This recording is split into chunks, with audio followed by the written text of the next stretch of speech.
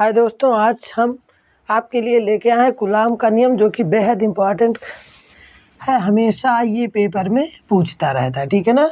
मान लेते हैं दो आवेश है, एक Q1 है और दूसरा Q2 है, और दोनों के बीच की दूरी क्या है, R है। तो डिफिनीशन क्या हो जाएगा, किन्हीं दो आवेशों के बीच लगने वाला आकर्षण तथा प्रतिकर्षण बल आवेशों के गुणनफल के समानुपाती किंतु बीच की दूरी के वर्ग के व्युत्क्रमानुपाती होता है। फिर से सुनना, कह रहा किन्हीं दो आवेशों के बीच, यानी पहला आवेश मान लेते हैं Q1 है, दूसरा क्या है Q2।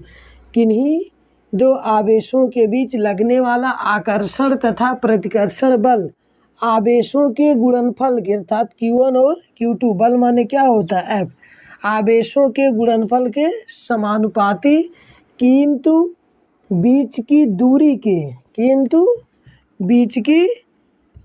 के वर्ग के व्युत्क्रमानुपाती होता है। क्या होता है, व्युत्क्रमानुपाती माने उल्टा होता है, ठीक है ना।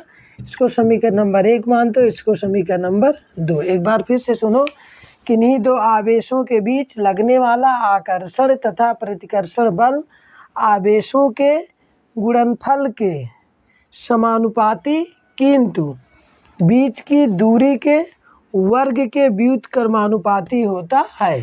अब अनुक्रमानुपाती माने क्या होता है, अगर पहला मान बढ़ रहा है तो दूसरा भी बढ़ेगा। और व्युत्क्रमानुपाती माने क्या होता है, ठीक है ना, अगर एक बढ़ रहा है तो दूसरा क्या होगा, घटेगा। व्युत्क्रमानुपाती माने क्या होता है, एक बढ़ेगा दूसरा घटेगा।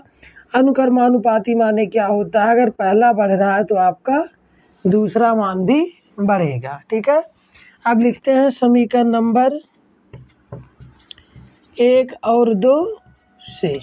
एक हमारा क्या है, F अनुक्रमानुपाती आपका हो जाएगा Q1 बटे Q2 बटे क्या होगा, R² हो जाएगा।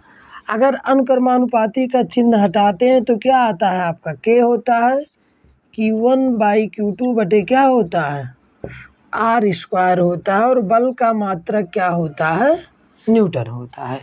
बल का मात्रक क्या होता है, न्यूटन होता है, ठीक है। और वायु या निर्वात के लिए, वायु व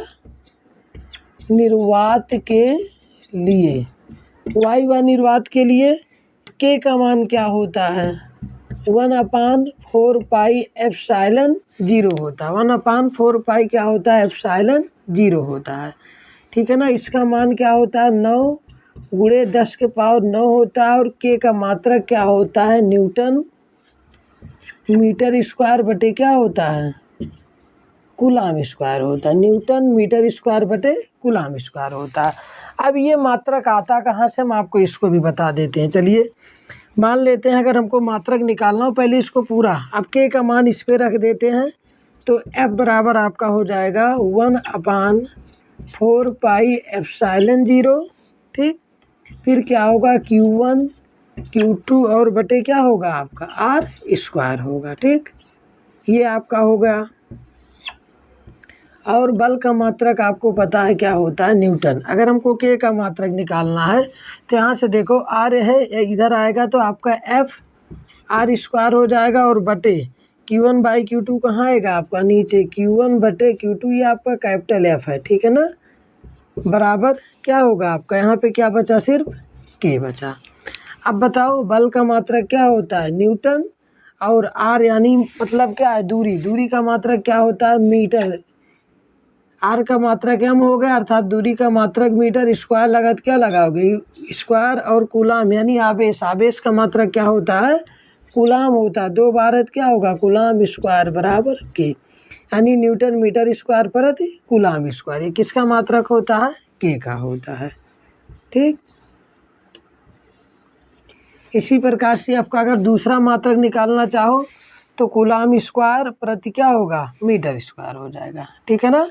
ये आपका इम्पॉर्टेंट क्वेश्चन है। और क्या है, कूलाम का नियम। एक बार फिर से सुन लो, किन्हीं दो आवेशों के बीच लगने वाला आकर्षण तथा प्रतिकर्षण बल आवेशों के गुणनफल के समानुपाती किंतु बीच की दूरी के वर्ग के व्युत्क्रमानुपाती होता है। समीकरण नंबर 1 और 2 से F बराबर क्या हो जाएगा, F अनुपाते Q1 Q2 by R² हो जाएगा। समानुपाती का हटाओगे तो क्या आएगा यहाँ पे के, और के क्या होता है, एक नियतांक है। के आपका क्या है, नियतांक है। ठीक, तो F बराबर के इंटू Q1/Q2 बटे क्या होगा, R², और बल का मात्रक क्या होता है, न्यूटन।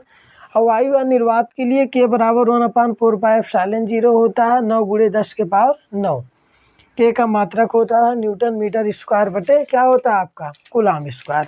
और अब यहाँ पे हम क्या करते हैं, के स्थान पे मान रख देते हैं, Q1/Q2 बटे क्या होगा, R² हो जाएगा। ठीक, और एक चीज़ आप लोग जान जाओ, यदि ये मान लेते हैं किसी ऐसे माध्यम में रखा गया है, ठीक है ना, किसी ऐसे माध्यम में रखा गया जिसका वैद्युतांक के होता है। ठीक, अगर मान लेते हैं इसके अतिरिक्त अगर किसी और माध्यम में रखा गया तो के का मान हम अलग अलग रखते हैं। ठीक, जैसे अगर वायु या निर्वात के लिए के का मान इसमें मान लीजिए आपका ये हो गया। ठीक, और धातु के लिए के का मान क्या होता है, अगर मान लेते